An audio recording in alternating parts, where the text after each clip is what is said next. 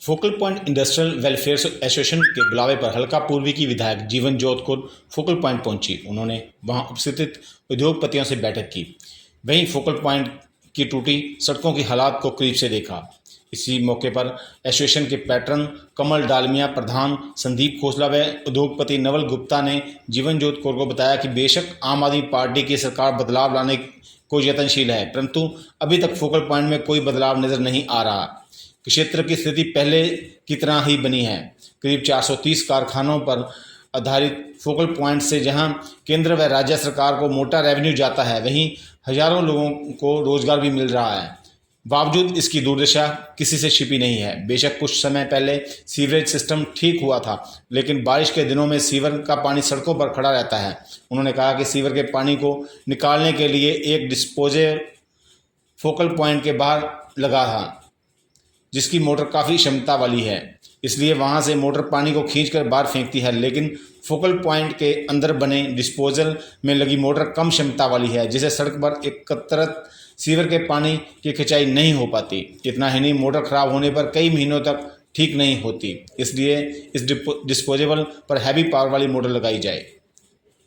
Fine news Amritsar से सुनील खोसला की report. मैं धन्यवाद करना चाहनी हाँ फोकल पॉइंट ਵੱਖ-ਵੱਖ ਐਸੋਸੀਏਸ਼ਨ ਜਿਹੜੀਆਂ ਅੱਜ ਇਹਨਾਂ ਦੀਆਂ ਕਾਮਨ ਪਲੇਟਫਾਰਮ ਤੇ ਆਈਆਂ ਨੇ, ਕਿਉਂਕਿ 3-4 ਐਸੋਸੀਏਸ਼ਨ ਸੀਗੀਆਂ। ਸੋ ਅੱਜ ਇਹਨਾਂ ਨੇ ਇੱਕ ਕਾਮਨ ਮੀਟਿੰਗ ਰੱਖੀ ਸੀਗੀ, ਜਿਹਦੇ ਵਿੱਚ ਅਸੀਂ ਸਾਰੇ ਇੱਥੇ ਪਹੁੰਚੇ ਹਾਂ। ਔਰ ਇਸ ਵੇਲੇ ਜੇ ਮੈਂ ਗੱਲ ਇਕੱਲੇ ਫੋਕਲ ਪੁਆਇੰਟ ਦੀ ਕਰਦੀ ਹਾਂ ਤਾਂ ਮੇਰੇ ਖਿਆਲ ਉਹ ਕਿਤੇ ਜਸਟੀਫਾਈ ਨਹੀਂ ਹੋਣਾ, ਕਿਉਂਕਿ ਇੰਨੀ ਹੈਵੀ ਰੇਨਸ ਦੇ ਕਰਕੇ ਇਸ ਵੇਲੇ ਤੇ ਸਾਰਾ ਪੰਜਾਬ ਜਿਹੜਾ 13 ਕਿ 14 ਪੰਜਾਬ ਦੇ ਜਿਹੜੇ ਡਿਸਟ੍ਰਿਕਟਸ ਨੇ ਉੱਥੇ 8-8 ਫੁੱਟ ਪਾਣੀ ਹੈ। ਸੋ ਅੱਧਾ ਪੰਜਾਬ ਜਿਹੜਾ ਹੈਗਾ ਸੋ ਸਾਡਾ फ्लड्स ਦੇ ਨਾਲ ਜੂਝ ਰਿਹਾ ਹੈਗਾ।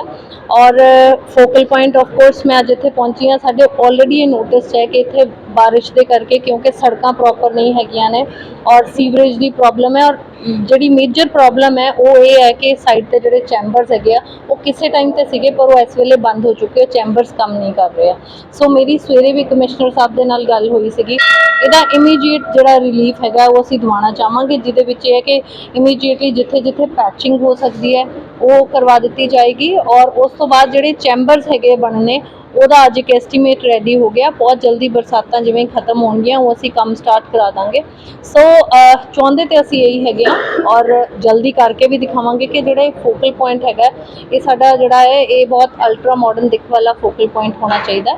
ਸੋ ਇਹ ਅਜੇ ਜਿਹੜੀਆਂ ਪ੍ਰੋਬਲਮਸ ਆ ਰਹੀਆਂ ਉਹਦਾ ਰੀਜ਼ਨ ਫਿਰ ਇਹ ਹੈ ਕਿ ਅਸੀਂ ਨਾ ਚਾਹੁੰਦੇ ਹੋਏ ਵੀ ਸਾਨੂੰ ਪਿਛਲੀਆਂ ਸਰਕਾਰਾਂ, ਕਿਉਂਕਿ ਜਦੋਂ ਤੁਸੀਂ ਵੀ ਸਵਾਲ ਕਰਦੇ ਹੋ ਤਾਂ ਤੁਸੀਂ ਕਹਿੰਦੇ ਪਿਛਲੇ 20-30 ਸਾਲ ਤੋਂ ਇਹ ਹਾਲ ਹੈ, ਫਿਰ ਸਾਨੂੰ ਮੈਂਸ਼ਨ ਕਰਨਾ ਪੈਂਦਾ ਹੈ ਕਿ ਇਹ ਈਸਟ ਹਲਕਾ सब तो अणगौलिया हलका, किसी भी MLA ने इत्थे कोई MLA रहा नहीं है।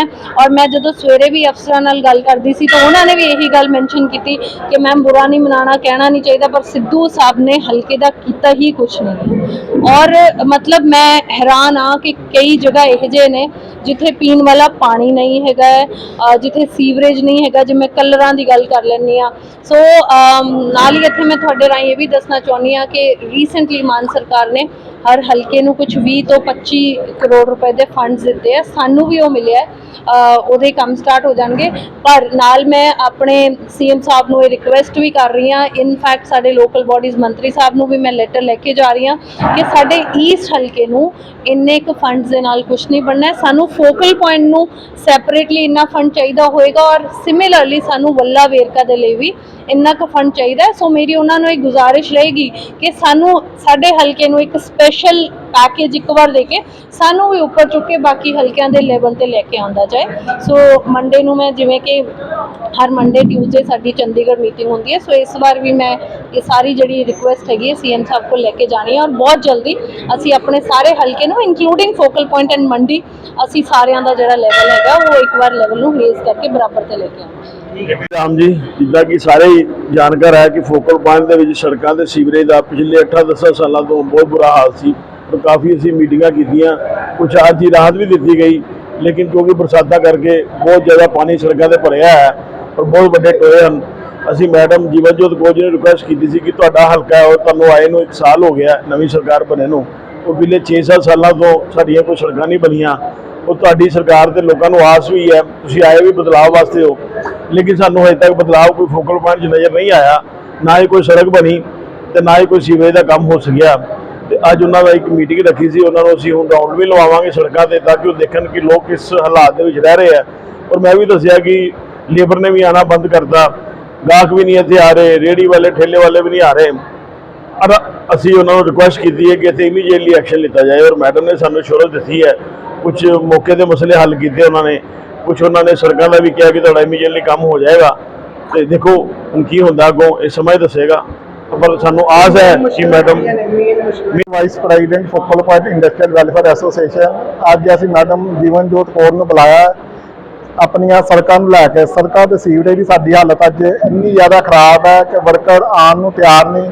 ਮਾਲਕਾਂ ਨੇ ਵੀ ਸਾਡੇ ਫੈਕਟਰੀ ਜਾਣਾ ਹੁੰਦਾ ਤੇ ਉਹਨਾਂ ਨੂੰ ਬੜੇ ਪਾਣੀ ਵਿੱਚੋਂ ਲੰਘ ਕੇ ਜਾਣਾ ਪੈਂਦਾ, ਤੇ ਵਰਕਰ ਕੋਈ ਨਾ ਕੋਈ ਸੱਟ ਲਵਾ ਕੇ ਬੈਠਾ ਹੁੰਦਾ, ਤੇ ਵਰਕਰ ਜਿਹੜਾ ਕਲੈਰੀਕਲ ਸਟਾਫ ਆ ਉਹ ਤੇ ਕੰਮ ਛੱਡ ਕੇ ਭੱਜ ਰਿਹਾ। ਉਹ ਕਹਿੰਦਾ ਮੈਂ ਫੋਕਲ ਪੁਆਇੰਟ ਕੰਮ ਨਹੀਂ ਕਰਨਾ, ਤੇ ਜਿਹੜਾ ਬਾਹਰ ਦਾ ਕਸਟਮਰ ਆ ਉਹ ਫੋਕਲ ਪੁਆਇੰਟ ਆਉਣ ਨੂੰ ਤਿਆਰ ਨਹੀਂ। ਕੋਈ ਗੱਡੇ ਵਾਲਾ, ਕੋਈ ਰੇੜੇ ਵਾਲਾ, ਕੋਈ ਟੈਂਪੂ ਵਾਲਾ ਫੋਕਲ ਪੁਆਇੰਟ ਆਉਣ ਨੂੰ ਤਿਆਰ ਨਹੀਂ।